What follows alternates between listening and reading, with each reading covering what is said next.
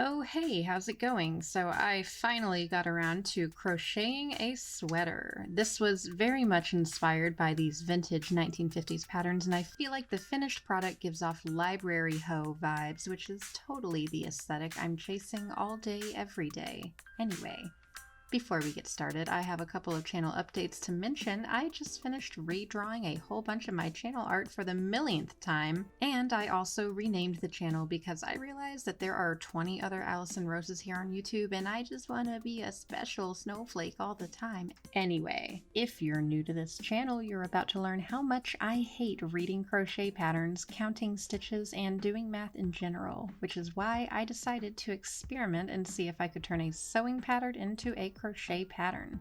The important thing to keep in mind if you decide to do this is that sewing patterns often allow for about an inch or so of seam allowance, which you do not need for a crocheted garment. The sewing pattern calls for lace, which typically does not have a lot of stretch in either direction. I measured my boobs and waist and chose a size below what I would normally make if I were sewing this. Also, this pattern includes darts in the front bodice piece, which I did not feel like dealing with, so I just folded the pattern over to trace onto a piece of craft foam, eliminating the darts. You would normally cut one of these pieces on the fold of your fabric, but I just cut two pattern pieces and taped them together at the center because my foam wasn't big enough to do that. If this seems like a lot of work, you could definitely just trace over a garment that you already own, but Joanne was having a sale on patterns, and I figure I will get a lot of use out of this one either way.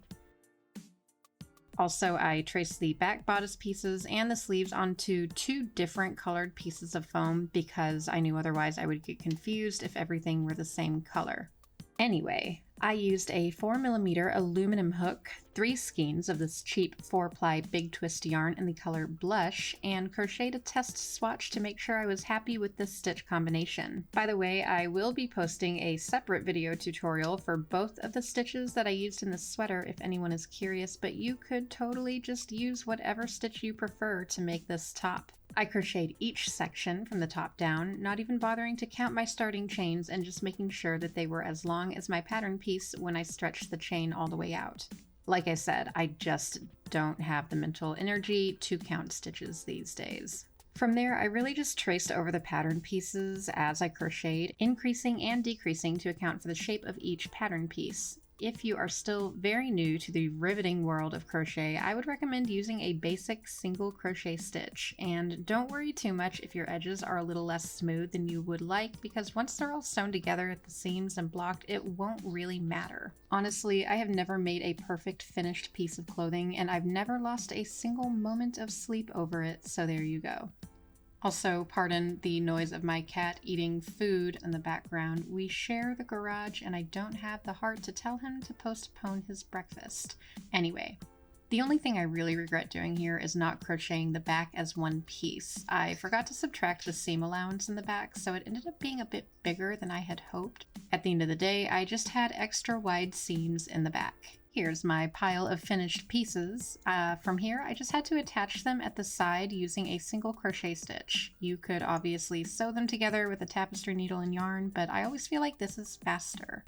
Before steam blocking everything, it all looked pretty rough on the edges, and there were a few areas here and there that I had to touch up when I was weaving my ends in, but that's always easy enough.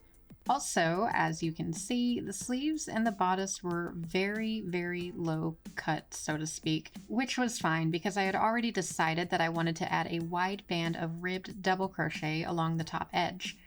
I think it's easier to work the front and back post double crochet rib stitch in the round, which is why I went ahead and attached the rest of my pieces before I did this step. I only had a vague idea of what I wanted to end up with when I started making this project, but the thing I enjoy the most about crochet is that you can make a lot of this up as you go along and unravel it if you change your mind halfway through. Anyway, here's the beginning of my rib stitch, which I just worked around the top of the sweater until I was happy with the length. To help shape it around the shoulders, I did work a decrease at every point where the sleeve seams met the front or back, which totaled 4 decreases in every round. In the last round of the top section of ribbing, I worked a decrease into every other front post double crochet stitch so that it would fit very nice and snug around my shoulders. On the sleeves and bottom ribbing, I did not work any decreases at all. Again, I kind of just made this up as I went and tried it on every now and again to make sure that the sweater fit the way I wanted it to.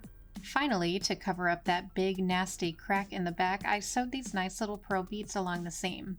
There were a ton of tails to weave in, but since I don't like wasting yarn, I just threw some googly eyes on that pile and bam, it's a brand new friend.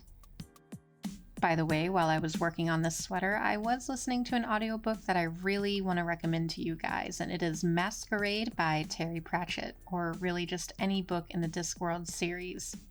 They are funny and heartbreaking and wonderful all at the same time, and I can't recommend them enough. Anyway, I'm planning on making more beginner crochet videos as well as some other art-related content, but feel free to holler at me and let me know if there's something in particular you'd really like to see. I just appreciate you guys so much for sticking around, and I'd love to make content that makes you happy. Thanks for watching, and I'll see you next time.